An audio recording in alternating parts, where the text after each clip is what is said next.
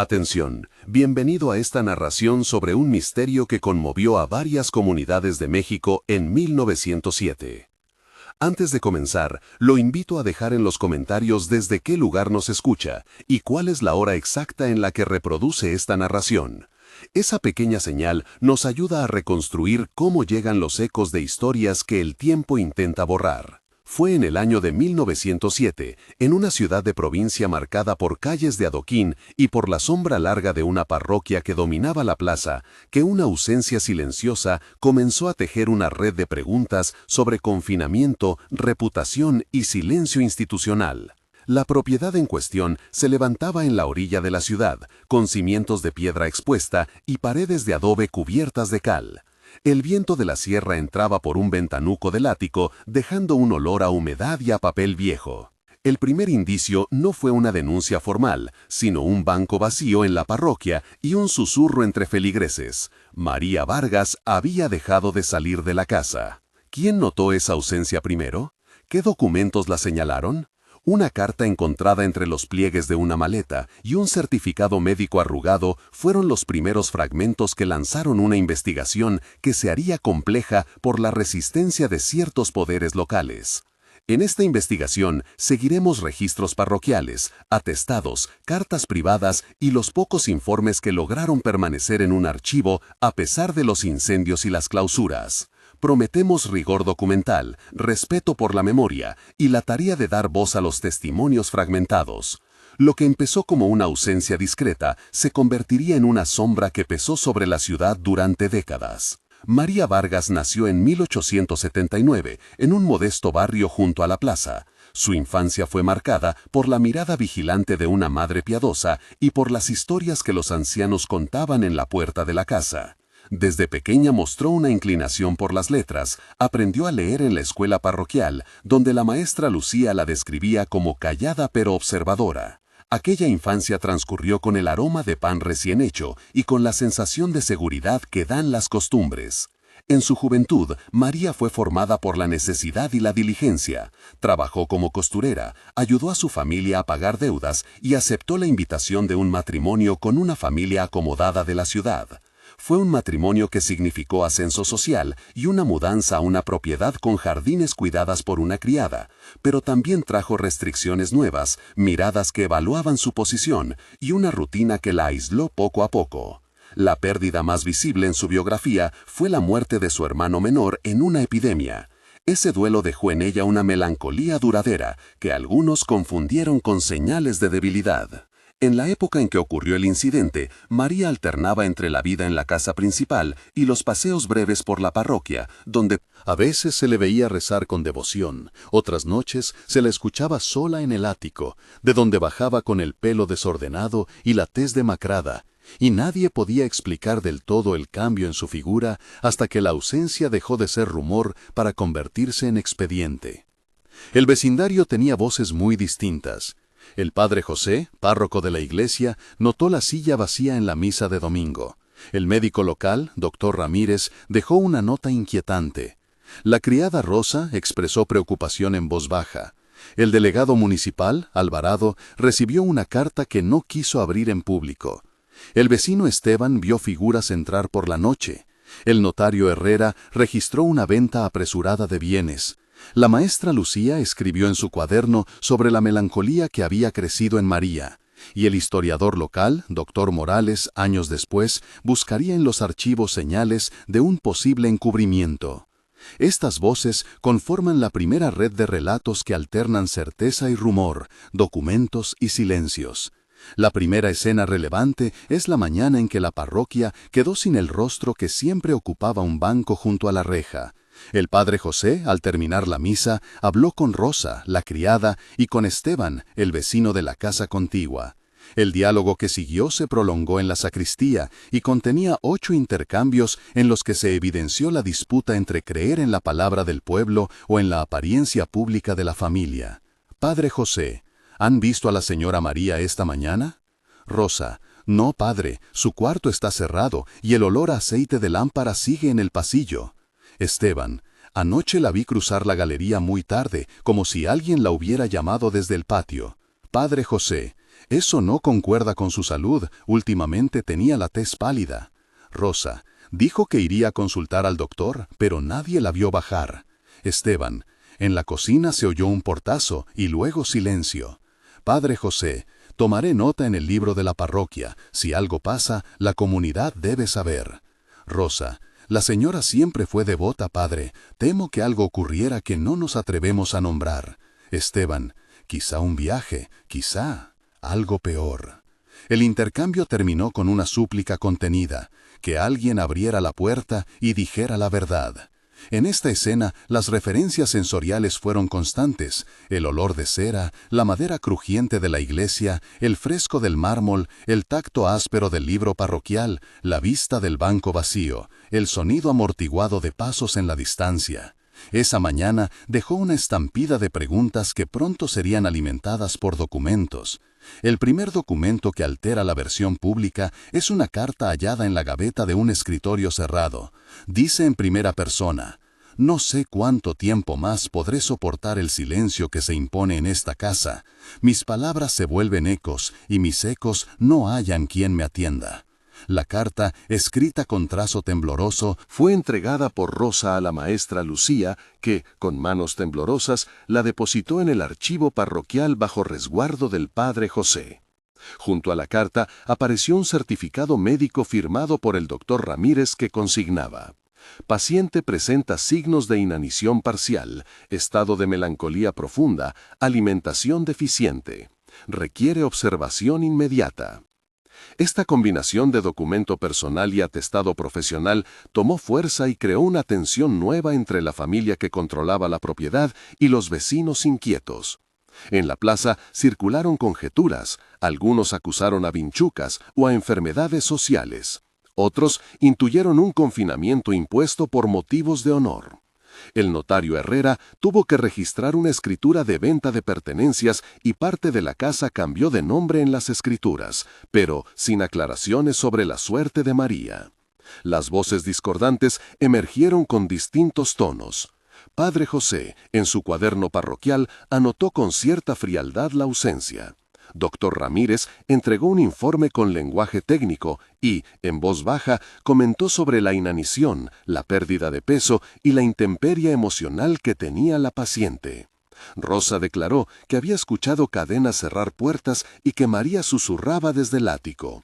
El vecino Esteban ofreció una transcripción parcial de lo que oyó una noche. «Pensé que eran plegarias, pero su voz sonaba rota». El delegado Alvarado, al recibir la carta que indicaba posibles malos tratos, optó por no acompañar la denuncia con medidas públicas. Su respuesta fue un informe minimalista y una llamada a la calma para no ensuciar la reputación. Estas primeras discrepancias entre la palabra del médico, la anotación parroquial y la actuación del delegado se volvieron el primer gran nudo de la investigación. En la comunidad se generó una sensación física, el aire se volvió denso, el sol parecía menos fuerte, las conversaciones en las tiendas se hacían a media voz y la memoria del pueblo comenzó a dividirse entre quienes querían profundizar y quienes preferían olvidar. La investigación oficial en sus primeros pasos encontró obstáculos. El expediente policial, redactado por un agente local a quien aquí llamaremos Martín, fue incompleto y contenía omisiones que algunos atribuyeron a presiones externas. Se localizaron además cartas selladas entre el propietario de la casa, don Esteban Arriaga, y figuras de la administración local en las que se hablaba de resguardar la honra familiar sin mayores precisiones. Un incendio en el cobertizo que custodiaba algunos documentos complicó más la situación. Varios papeles quedaron chamuscados y el archivo municipal admitió la pérdida de varias piezas relevantes. El doctor Ramírez declaró en una entrevista que el certificado médico original había sido retirado por indicación de un tercero y que le ofrecieron silencio a cambio de una compensación económica que él rechazó. En la escena de la investigación se abrieron diálogos tensos entre autoridades y testigos. Delegado Alvarado: «No veo indicios claros que ameriten intervención». Notario Herrera: «Las escrituras están en regla y no hay actas de violencia». Doctor Ramírez: «Mis observaciones hablan de inanición y melancolía, no de simple malestar». Padre José, la parroquia ha cuidado la memoria de sus feligreses. Merecemos saber la verdad. Rosa, tuve miedo de hablar, pero ya no puedo quedarme callada. Esteban, si hubo violencia, debe saberse. La ciudad no puede acostumbrarse al silencio. Estas conversaciones incluyeron 8 a 10 intercambios en momentos críticos y estuvieron salpicadas por descripciones sensoriales que hicieron la escena vívida. La superficie granulada de los papeles quemados, el sabor metálico del polvo en la boca, el calor opresivo en la sala de audiencias, el eco de las palabras en un pasillo de piedra, el tacto frío del sello notarial. Las técnicas legales de la época fueron descritas con cierta minuciosidad por el notario y por el propio delegado. Un acta de constatación, la solicitud de autorización para un registro en la propiedad, un informe médico y la posibilidad de una orden de apertura de puertas. En términos forenses, el procedimiento de entonces consistía en una revisión ocular de la vivienda, una anotación de lesiones visibles, peso y talla, y el levantamiento de evidencias físicas que podían incluir restos de alimentos, suplementos de medicación o literatura religiosa. Es relevante transcribir de forma técnica cómo se procedió en caso de inanición aparente. El médico realizaba el registro de signos vitales, evaluaba la mucosa oral, documentaba si había pérdida capilar, registraba la elasticidad de la piel y evaluaba la presencia de marcas de presión o restricción. Se emitía entonces un certificado que servía como base para la intervención judicial. Sin embargo, en este caso, las actas presentaron lagunas que algunos consideraron intencionales. Mientras tanto, la propiedad cambió de manos en una operación que parecía responder más a una necesidad de protección de la imagen pública que a la búsqueda de justicia. Aparecieron testimonios de ventas aceleradas y de muebles trasladados a un almacén donde nadie quería decir de quién eran. Los documentos, notoriamente contradictorios, generaron desconfianza hacia el archivo municipal. Historiadores posteriores, como el Dr. Morales, denominaron ese episodio como un ejemplo de silenciamiento institucional, una arqueología de la omisión en la que capas de papeles y cenizas ocultaban verdades incómodas. Entre los objetos encontrados en la casa sobresalió un pequeño medallón con la imagen de la Virgen, un cuaderno con trazos de una letra diminuta y una fotografía descolorida en la que María aparece en una pose rígida junto a su esposo. Ese medallón se conservaría como evidencia material que resistió intentos de borrado. Los vecinos comenzaron a recordar detalles: el sonido de una puerta que se cerraba, la luz de una vela que no se apagaba, el olor a jabón ajeno que impregnaba las sábanas. En el desarrollo de la investigación surgieron momentos de tensión que necesitaron ser analizados en profundidad. El primer momento fue cuando el delegado decidió archivar una denuncia inicial por falta de pruebas. La comunidad reaccionó con un murmullo creciente que desembocó en protestas silenciosas y en una carta de la maestra Lucía al gobernador solicitando intervención. El segundo momento se produjo cuando el doctor Ramírez entregó un informe ampliado en el que detalló signos inequívocos de inanición. El tercer momento ocurrió con el incendio del cobertizo y la pérdida de documentación clave. La sospecha de sabotaje se convirtió en un punto de inflexión. El cuarto momento estalló cuando un vecino afirmó haber oído, desde el ático, palabras que sonaban como súplicas. Ese testimonio consolidó la hipótesis de un confinamiento físico dentro de la propia propiedad. Cada uno de estos episodios exigió decisiones que marcaron el rumbo de la historia: silenciar, investigar, proteger reputaciones o denunciar. En cada uno se apreció la lucha entre una comunidad que pedía verdad y un aparato que prefería la calma administrativa. Los momentos de tensión deben ser detallados para entender la mecánica emocional y decisoria de cada protagonista. En el primer momento, la decisión del delegado se apoyó en un miedo. Si se actuaba, la familia prominente perdería estatus y podría provocar represalias políticas. El delegado pensó en su carrera, en su familia y en el peso de su apellido. Recordaba cómo años antes una denuncia mal llevada había acabado con la carrera de un colega. En sus noches rememoraba una escena en la que el notario ofrecía soluciones prácticas para evitar el escándalo. Esa noche pensó que archivar era asegurar la estabilidad de la ciudad. En el segundo momento, el doctor Ramírez sintió una responsabilidad que pesaba en su pulso. La vista de una paciente demacrada le obligó a hablar con honestidad científica y humana. En su casa, escribió y reescribió el informe mientras el olor a tinta fresca impregnaba su mesa. El tercer momento, el incendio, dejó en todos un sabor a ceniza, literal y figurado. Hubo gente que lloró, otros que guardaron silencio. En el cuarto momento, la escucha del ático activó memorias de noches en vela y decisiones que habían sido pospuestas. La población empezó a entender que el problema no era solo de una familia, sino de un tejido social que permitía el confinamiento. En el transcurso de la investigación, aparecieron diálogos cruciales y largos que deben exponerse para cumplir la técnica de expansión. Una reunión en el despacho del notario reunió testimonios, documentos y reproches en un intercambio de 10 intervenciones. Notario Herrera: tenemos la obligación de registrar lo que sucede. Delegado Alvarado: si abrimos un proceso, habrá consecuencias políticas. Doctor Ramírez: mi informe no es una invención, hablo de inanición y melancolía. Padre José: la parroquia debe proteger la verdad. Rosa: no puedo callar más, vi candados y cadenas. Esteban: si hay confinamiento, debemos entrar. Maestra Lucía: una vida humana es más que reputación. Don Esteban Arriaga: mi familia no tolerará difamación. María no respondió, su voz quedó en papeles. La discusión terminó con la partida de algunos y el silencio firme de otros, y con sensaciones sensoriales que marcaron la jornada. La textura rugosa del papel notarial, el olor a tabaco en la garganta del notario, la luz filtrada por la ventana, el sabor amargo de café frío. El ruido seco de una puerta al cerrarse. La arqueología del documento fue esencial para reconstruir eventos. Historiadores y archivistas examinaron los restos quemados, cotejaron las marcas de agua en las páginas y detectaron superposiciones de tinta que sugirieron borrados deliberados. Se aplicaron técnicas de conservación para separar fragmentos adheridos y se utilizaron rayos de luz y lupas para hacer visible lo que la superficie intentaba ocultar. Un proceso técnico descrito en términos accesibles indicó que la restauración documental incluye hidratación controlada del papel, separación mecánica de fibras adheridas y registro fotográfico en alta resolución.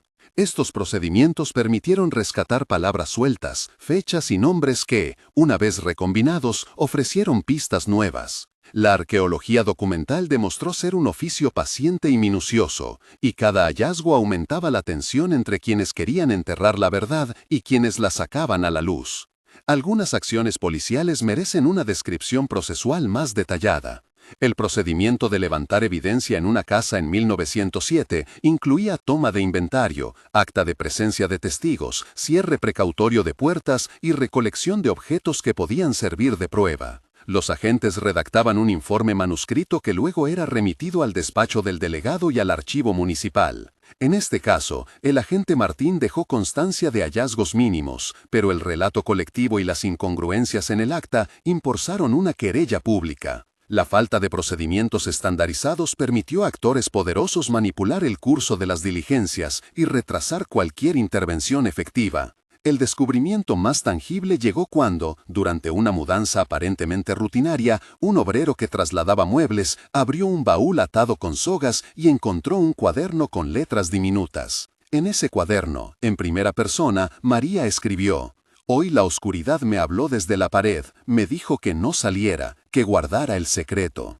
Estas líneas, escritas con una grafía firme en ciertos pasajes y temblorosa en otros, fueron entregadas a la parroquia y fotografiadas por el doctor Morales. La lectura de esos fragmentos ofreció la sensación de entrar en un cuarto cerrado, el olor a polvo, la textura de las páginas ásperas en los dedos, la visión de una letra que a veces se disolvía en lágrimas. La ciudad sintió que la intimidad de María se abría ante todos. El desfecho inmediato fue ambiguo. La ciudad registró un acta de defunción con una causa genérica y las escrituras determinaron la venta de la casa a un comprador anónimo. La ausencia de un juicio público generó un resentimiento creciente entre vecinos y activistas locales que consideraron la resolución como una forma de sepultamiento institucional. Algunos objetos fueron donados a la parroquia, otros extraviados. Un reportaje en un periódico local publicó fragmentos de cartas y fotos que sugirieron la omisión deliberada de pruebas. La reacción tardía de la ciudad tuvo matices. Hubo quienes pidieron investigación y reparación y otros que defendieron la decisión de no escandalizar a familias respetables. El regalo del medallón a la iglesia, la aparición de cartas en manos de particulares y la venta. Los muebles aumentaron la sensación de que algo evidente había sido movido para ocultarlo. En la etapa de consecuencias surgieron pequeños indicios materiales.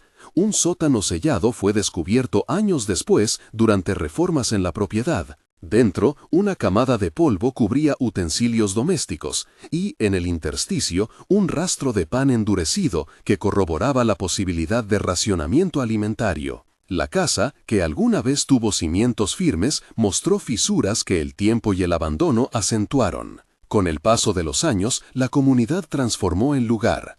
Algunos lotes fueron vendidos, se construyeron pequeños negocios y el recuerdo de la propiedad quedó en murmullo. La memoria de María sobrevivió en archivos dispersos, en relatos orales y en la arqueología de papeles y objetos rescatados. A lo largo del relato se generaron escenas de diálogo secundarias, cada una con al menos 6 réplicas entre vecinos, periodistas y funcionarios. En una de ellas, el periodista Vargas entrevistó al notario Herrera y a la maestra Lucía en la plaza. Periodista Vargas: se dice que hubo un confinamiento. Notario Herrera: solo registré lo que me presentaron. Maestra Lucía: sus alumnos notaron su ausencia en misa. Periodista Vargas: ¿cree que existió una omisión institucional? Notario Herrera: podría haberla. La burocracia a veces es insensible. Maestra Lucía: la melancolía de María era evidente. Periodista Vargas: ¿quién la escuchó realmente? La conversación mostró olores y sonidos urbanos,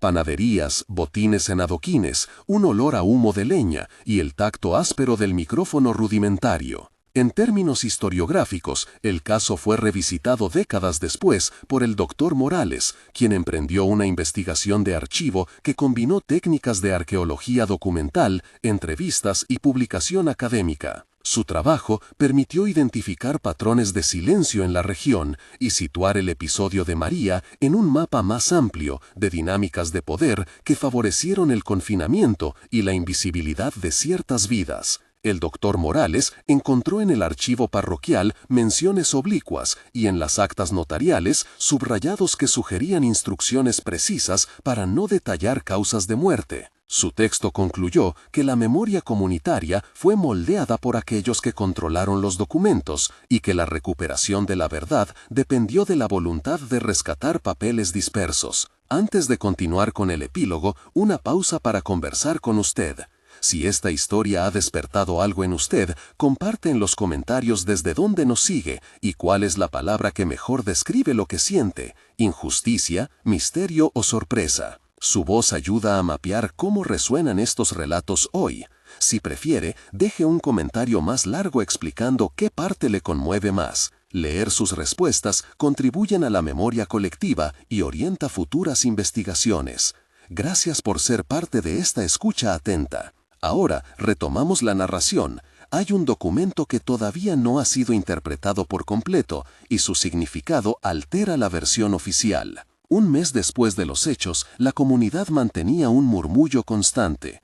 La parroquia organizó una misa en memoria y el padre José pronunció unas palabras. Palabras que no alcanzaron a sanar la incertidumbre. La carta de María seguía en un folder dentro del archivo. Algunas madres llevaron a sus hijos a ver el lugar, como quien busca advertir a la siguiente generación. El primer mes dejó un rastro administrativo. Una queja formal fue presentada por la maestra Lucía ante la autoridad regional solicitando reapertura del caso, y el notario Herrera recibió presiones para facilitar información. En términos sensoriales, la ciudad respiraba un aire cargado de cenizas emocionales, el olor a incienso mezclado con humo de cocina, el tacto frío de la piedra en la plaza, la vista de la casa con cortinas cerradas y el sonido lejano de un carro que pasaba por la calle principal. En este lapso, la comunidad comenzó a articular memoria activa, se recogieron firmas y se realizó una pequeña vigilia con velas que dejaba un brillo titilante en la noche. La demanda pública era simple: claridad sobre el destino de María y la reparación de omisiones en los registros. 3 meses después, la investigación tomó un nuevo rumbo, cuando el Dr. Morales publicó un artículo en el periódico regional evocando prácticas de silenciamiento histórico y denunciando la pérdida de documentos tras el incendio. Su artículo provocó reacciones y abrió el debate en la prensa nacional. Algunos colegas lo respaldaron, otros lo acusaron de sensacionalismo. En esta etapa aparecieron pruebas materiales adicionales. Una carta parcialmente dañada por el fuego fue sometida a técnicas de restauración. Las palabras reconstruidas ampliaron la posibilidad de un confinamiento intencional.